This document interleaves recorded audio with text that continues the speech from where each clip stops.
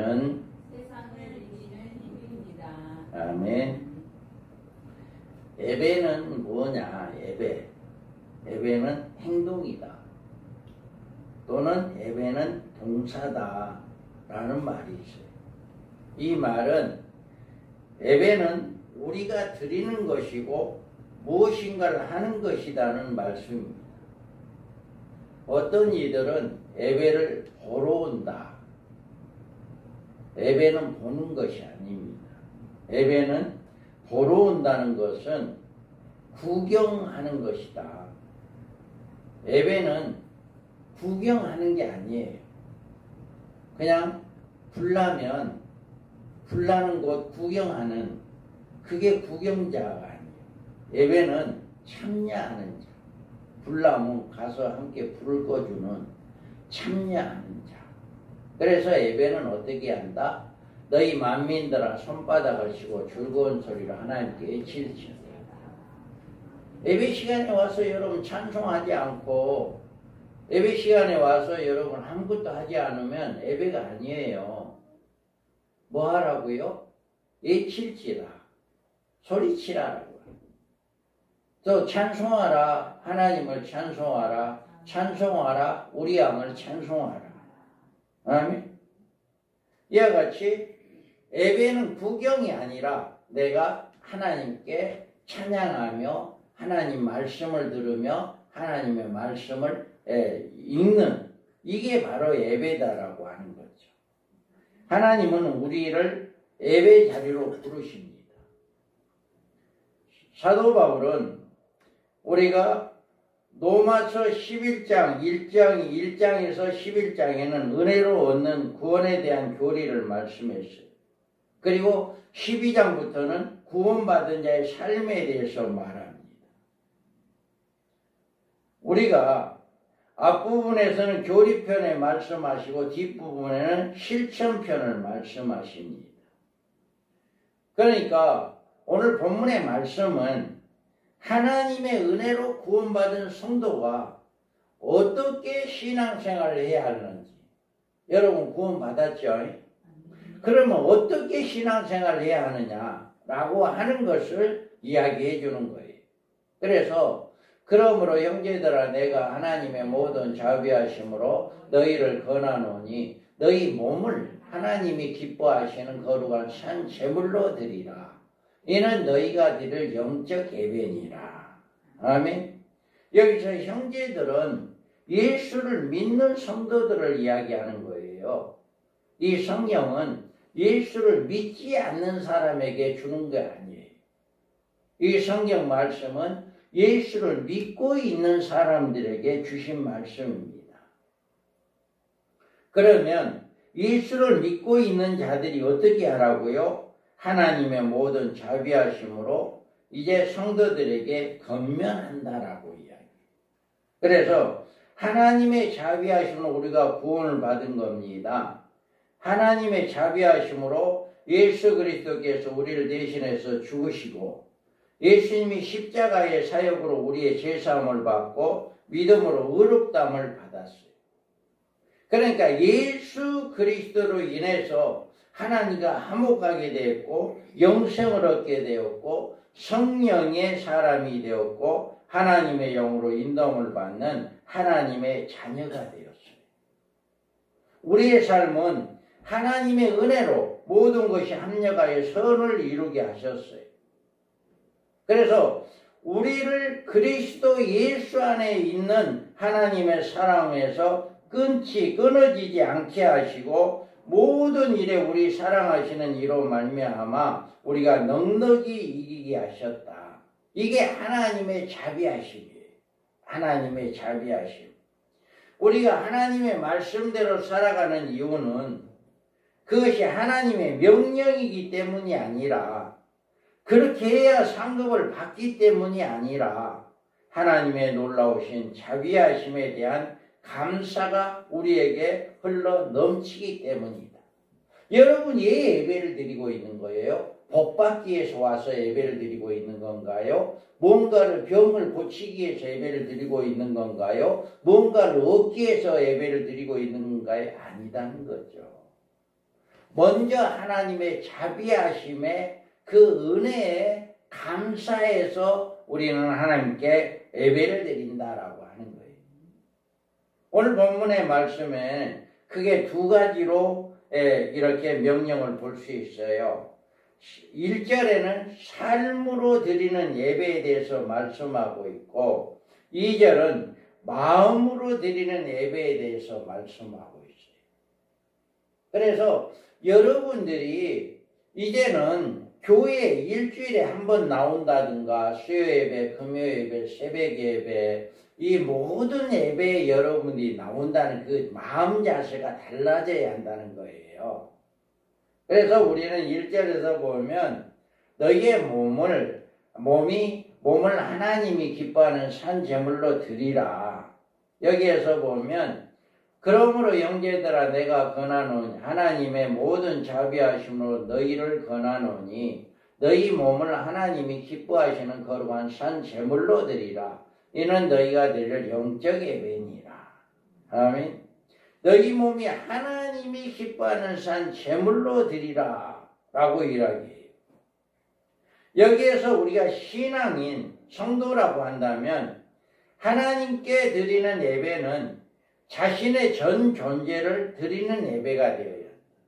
예배라고 하는 것은 찬 제물이 되라는 거예요.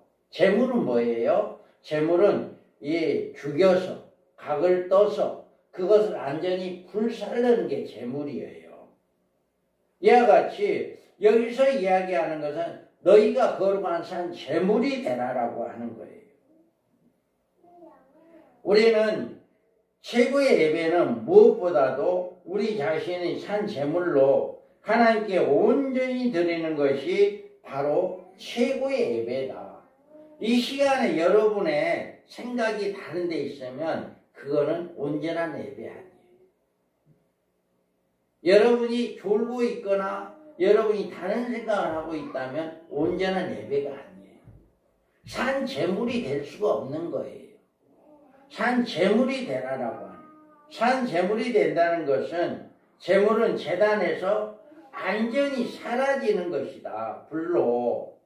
그래서 우리를 구원하시는 하나님의 은혜와 자비하심을 체험하고 하나님께 모든 것을 드리고 다시 그것을 찾지 않을 때 우리는 하나님 앞에 진정한 예배자가 된다.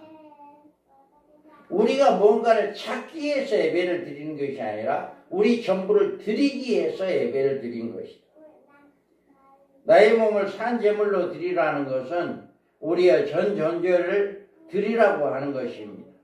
우리의 발을 하나님께 드려서 하나님의 길을 걸어가게 하고 우리의 입, 우리가 입술을 하나님의 진리의 말씀을 증거하여 복음을 증거하는 일에 사용하여 우리의 혀로는 좋은 사람들이 치유해주는 말, 위로해주는 말을 해야 하고 우리의 손으로는 넘어진 사람을 일으키고 하나님을 섬기는 일에 사용해야 하고 우리의 팔은 애로운 사람들, 사랑받지 못하는 사람들을 감싸주는 이런 일을 해야 하고 우리 귀는 하나님의 말씀을 듣고 고난당한 이에 부르짖는 소리를 듣고 그들을 위로해주는 이것이 바로 우리 몸으로 하나님께 예배를 드리는 것이다. 여러분이 지체 하나하나가 그 하나님을 위해서 쓰임받는 것이 진정한 몸으로 드리는 예배다라고 하는 거예요. 우리가 왜 이렇게 하나님께 예배를 드려야 하느냐? 그거는 구약 시대에는 죽은 동물을 제물로 바쳤지만 이제는 죽은 동물을 제물로 드릴 필요가 없어요. 왜 그러냐? 이튿날 요한이 예수께서 자기에게 나오심을 보고 이르시되 보라 세상 죄를 지고 가는 하나님의 어린 양이로다. 우리 예수님이 하나님의 어린 양이 되었어.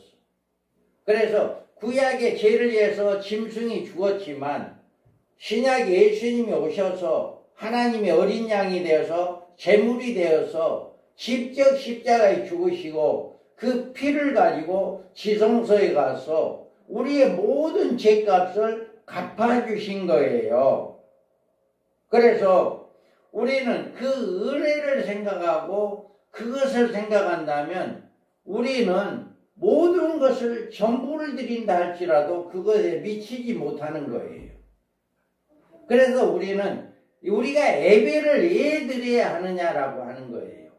이와 같이 하나님이신 예수님께서 인간의 모습으로 오셔서 우리를 위해서 십자가에 죽으시고 부활하심으로 그를 믿는 모든 사람들이 제사함받고 구원받고 하나님의 자녀가 된 그 은혜에 감사해서 우리는 하나님께 예배를 드린 것이다. 혹 어떤 이들은 생각할지 모릅니다. 내가 가진 모든 것을 하나님께 드리면 나는 손해가 아닌가? 모든 것을 하나님께 드린다면 내게는 남는 것이 없지 않은가? 또 여러분 자신이 산재물로 하나님께 드리면 여러분이 드린 것보다도 훨씬 많은 것을 받게 됩니다. 여러분이 드린 것과는 비교할 수 없는 엄청난 축복을 받게 될 것입니다. 전에 아프리카 선교사로 유명하였던 데이비드 리빙스톤은 그의 일기장에서 이렇게 기록했답니다. 사람들은 내가 아프리카에서 내 생애를 많은 시간을 보낸다고 나의 희생에 대해서 말한다. 그것을 희생이라고 말할 수 있을까? 이 사람이 일평생을 아프리카에서 복음을 증가하게 희생했다 이거죠. 그런데 그게 희생이라고 이야기한다 이 말이에요. 자, 그리고 내가 하나님으로부터 엄청난 빚을 졌고 내가 그것을 도저히 갚을 수 없는데 그 엄청난 빚의 아주 작은 일부분을 드렸다고 그것이 희생이라고 할 수가 있어요. 그렇게 자기는 빚진 자다라고 하는 거죠. 그런데 그 빚을 내가 지금 이걸 한 것 가지고 갚을 수가 없다. 그런데 왜 사람들이 희생이라고 하느냐 이 말이에요. 그리고 그것 때문에 내가 건강한 활동을 할 수 있게 되었고 선한 일을 하고 있다는 지각과 마음의 평안과 이후의 영광스러운 미래에 대한 소망을 가지게 되었는데 그것을 희생이라고 할 수가 있을까? 그렇게 선교하고 일평생을 아프리카에 죽어가는 영혼들에 선교하고 그렇게 하니까 오히려 자기가 건강을 회복되고 오히려 미래의 소망을 가지고 큰 소망을 갖는데 이게 왜 희생이냐라고 하는 거죠.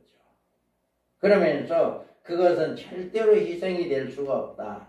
그것은 오히려 특권이라고 불러야 옳다. 근심, 질병, 고통 또한 위험이 찾아오고 이생의 탐욕을 포기할 때 영혼에 흔들리고 가라앉기도 한다. 그러나 잠시 동안만이다. 이 모든 것은 우리에게 곧 펼쳐질 영광과 비교할 수 없다. 나는 전혀 희생을 하지 않았다. 오히려 우리를 위해서 하나님 아버지의 보좌에 떠나셔서 우리에게 자신을 내어주신 주님을 위한 위대한 희생을 생각할 때 나의 희생은 말을 꺼낼 수도 조차 없다.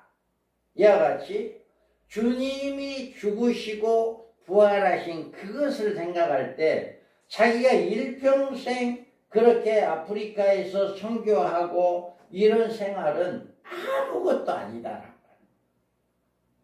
여러분이 이런 마음을 가져야 해요. 리빙스톤과 같이 자신의 산재물로 드리는 사람은 대부분 그것을 희생이라고 생각하지 않는다. 여러분이 지금 이게 예배에 나와서 이거 1시간 여러분 아무것도 안 하고 온전히 졸지도 아니하고 온전히 하나님을 바라보고 하나님의 말씀을 듣고 하나님께 영광 돌리는 것 이거 희생이라고 생각하면 안 된다 이 말이에요. 그리고 이것뿐만 아니라 여러분이 24시간 여러분이 1년 365일 주님을 위해서 하는 것 교회에 와서 헌신하고 봉사하는 것 이거 희생이라고 볼 수 없다라고 하는 거예요. 그렇게 생각하는 것 자체는 그 사람 믿음이 온전한 믿음이 아니다. 우리 주님은 전부를 주었잖아요. 할렐루야. 우리 주님은 전부를 주었기 때문에 그 전부를 받은 우리가 우리 일부분 조금 드린 것 가지고 생색을 내고 이렇게 우리를 나타낸다라고 하는 것은 그건 잘못된 것이다 라고 하는 것입니다. 우리가 자신을 하나님께 드림으로 없어지는 것은 죄와 죄적인 삶입니다. 우리가 우리 자신을 하나님께 드릴 때 하나님은 우리를 파멸하게 하시는 것이 아니라 우리를 정결하게 하시고 온전하게 만드셔서 하나님의 영광을 위해서 그리고 우리의 현재 영원한 미래를 위해서 준비하게 하신다. 이게 바로 우리가 여러분 이 한 시간 예배를 드림으로 내가 손해본 거 아닌가? 절대 아니다는 거죠. 하나님 우리를 더 좋은 곳으로 주시고 더 풍성하게 해주시기 위해서 우리를 예배 자리에 오게 한다라고 하는 거예요. 그렇기 때문에 예배는 무엇이냐? 참 예배는 하나님께 우리의 몸을 드리는 것이고 매일매일 삶을 통해서 하나님께 영광 돌리는 것이 예배이다. 절대 우리는 산재물이 된다 할지라도 그것이 손해가 아니다 하는 것을 믿으시기 바랍니다.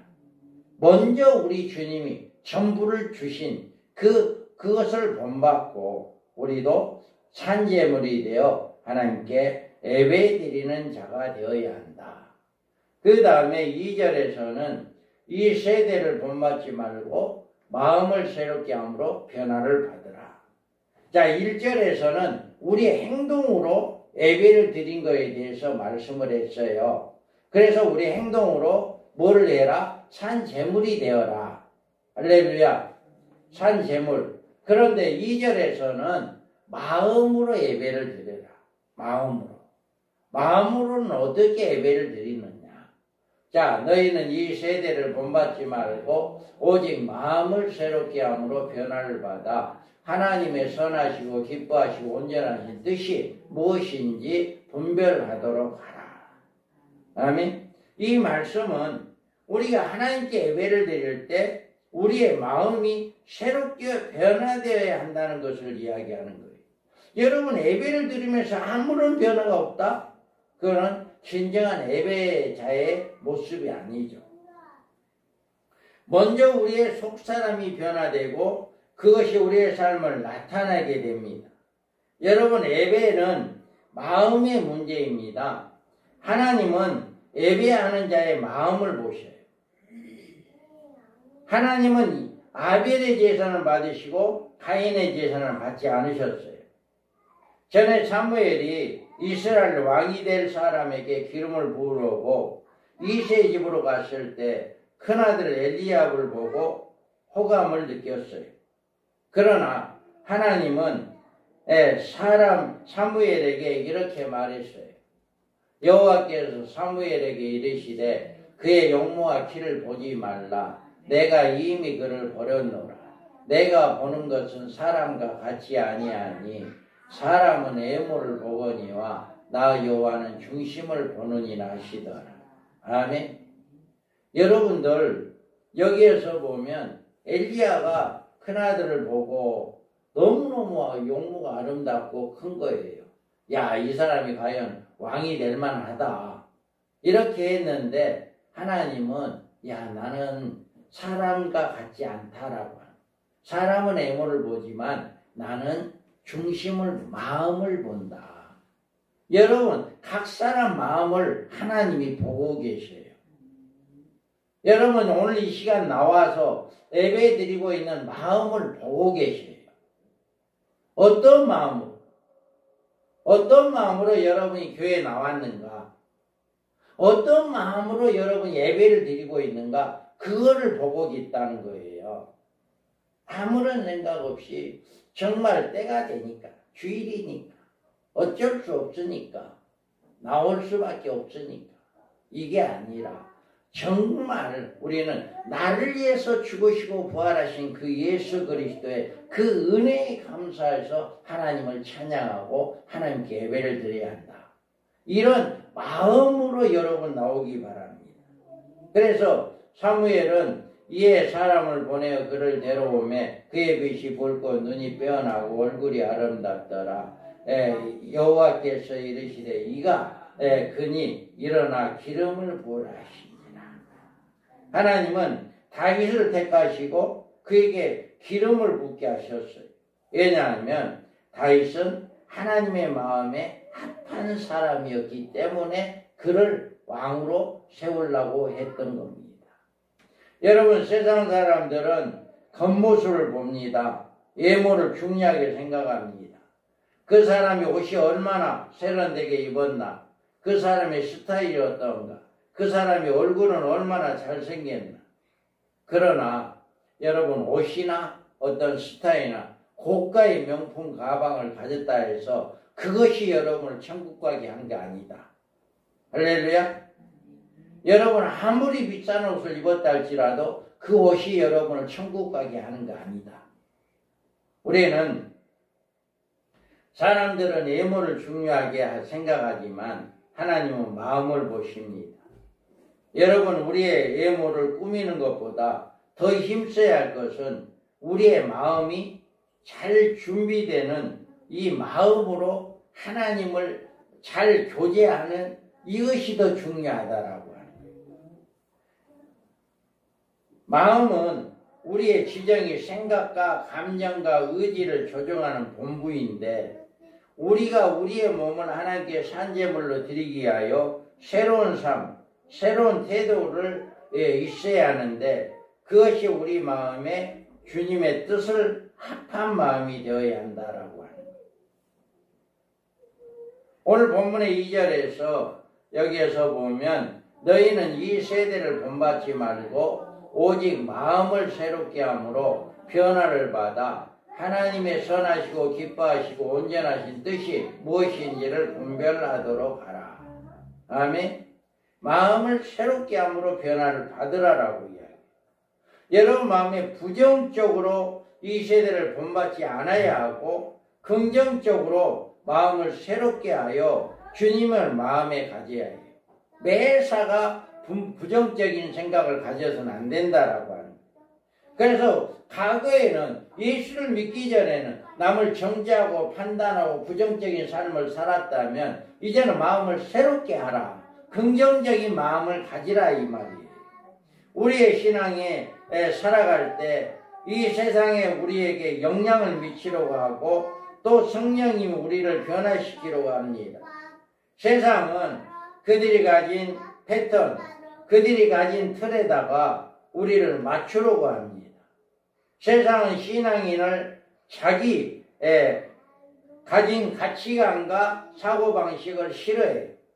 그래서 그들의 생각, 그들의 견해 기준으로 우리를 이끌어 드리려고 해요.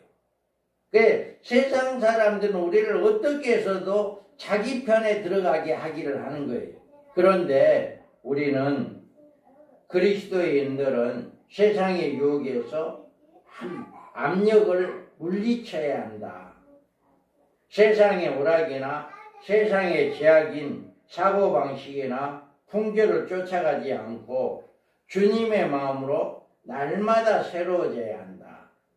우리는 이와 같이 세상 사람들은 자기 편으로 이렇게 끌어가기 위해서 끌어들이기를 원하고 있는데 우리는 거기에 따라가는 자가 돼서는 안 된다라고 하는 거예요. 우리가 어떻게 날마다 새로운 마음을 가질 수가 있느냐. 그 비결은 날마다 하나님을 만나는 시간을 가지고 날마다 하나님의 말씀에 귀를 기울여야 한다. 그래서 하나님의 말씀을 읽고 그 말씀을 묵상하고 나에게 주신 하나님의 음성을 들어야 한다. 이렇게 여러분이 날마다 하나님의 말씀을 듣지 않으면 영적으로 깨어있지를 못해요. 그래서 세상에 휩쓸러 가는 거예요. 그래서 우리는 성경을 많이 읽어야 해요. 그래서 성경을 읽고 이해하고 서너 차례 자세히 읽어야 해요. 여러분이 성경, 그래서 문단을 나누고 그 문단으로 주제나 제목을 정하고, 그래서 성경이 우리에게 주는 것이 뭐냐.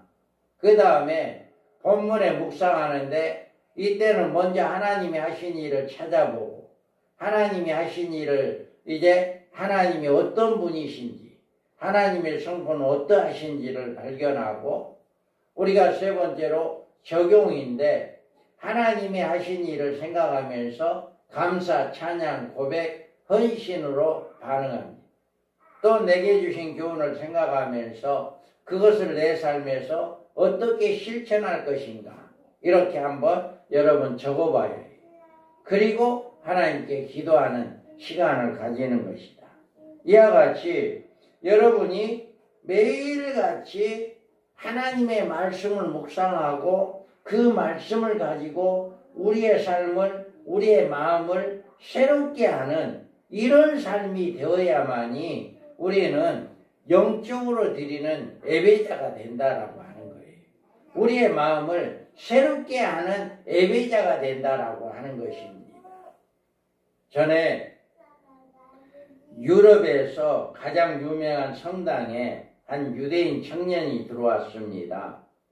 그 성당의 올겐 연주자는 그 성당의 올겐이 연주한다는 것이 굉장히 자부심을 가지고 있었고, 그 올겐은 아주 귀한 것이기 때문에 그 올겐의 책임을 가지고 있었어. 그래서 올겐의 그 키를 그 사람만 가지고 있었어.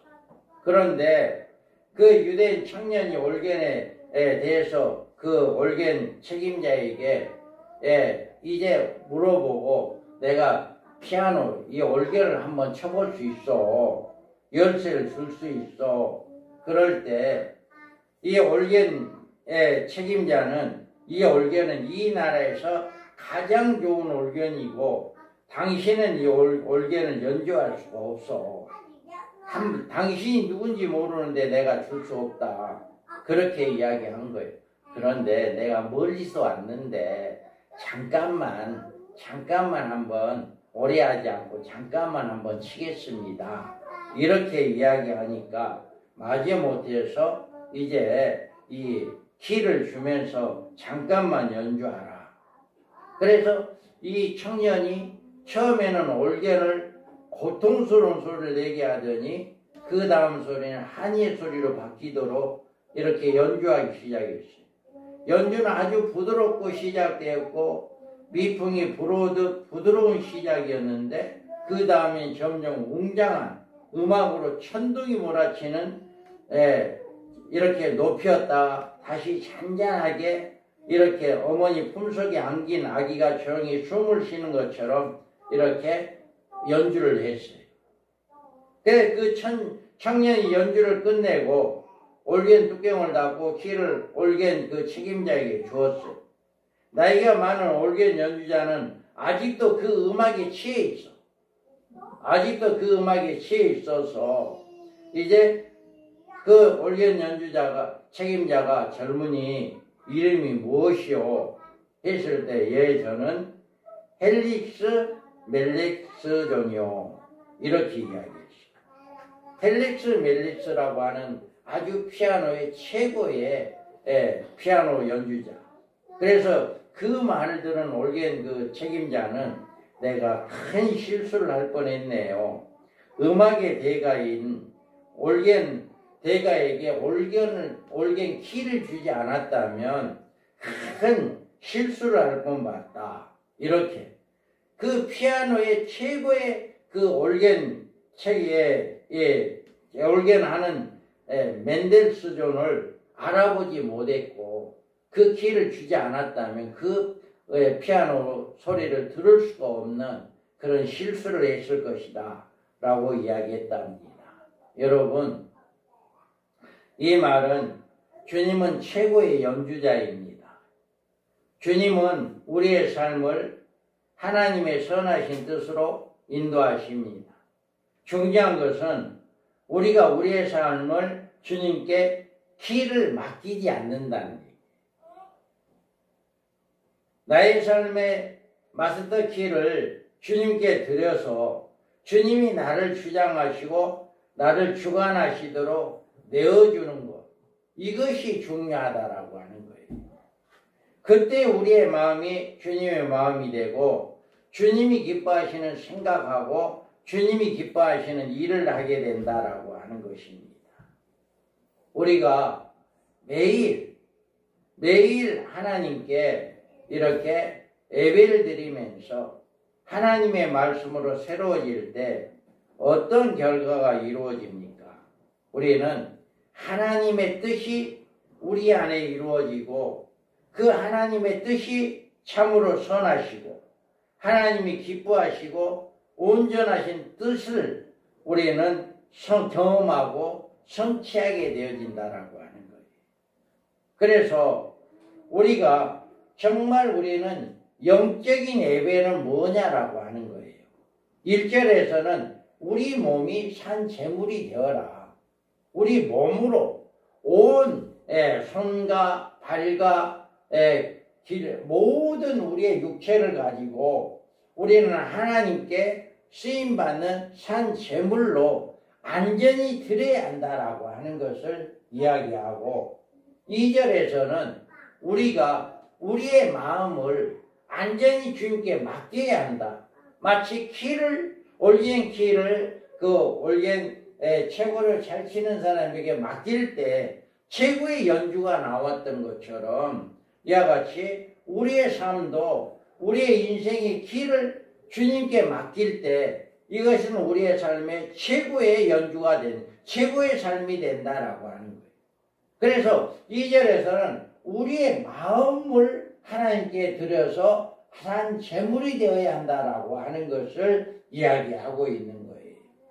그래서 우리의 삶이 하나님께 영광을 돌리게 되고 다른 사람에게 거룩한 열정으로 가지고 선한 영향력을 끼치게 될 수 있는 이것이 바로 영적인 예배가 된다라고 하는 것입니다.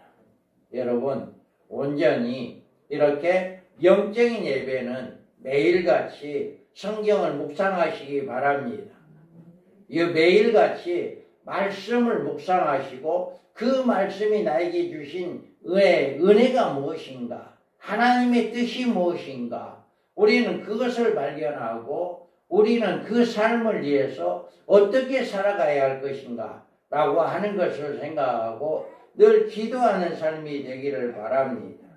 그 기도하는 것 가운데 우리의 선한 길이 인도하여진다라고 하는 거 꼭 기억하시고 우리는 영적으로 육적으로 산 제물이 되어서 온전히 하나님을 기쁘시게 하는 예배자들이 되기를 바랍니다. 우리 예배가 하나님께 무엇을 얻기 위한 것이 아니라 나를 위해서 죽으시고 부활하신 그 예수 그리스도의 그 은혜, 하나님의 자비하심에 우리는 조금이나마 우리가 이렇게 하나님께 예배할 수 있는 이런 역사가 있게 하기 위해서 우리는 기쁜 마음으로 늘 예배 시간에 참여하는 여러분 되기를 주님의 이름으로 축복합니다. 아멘. 거룩하신 하나님 아버지,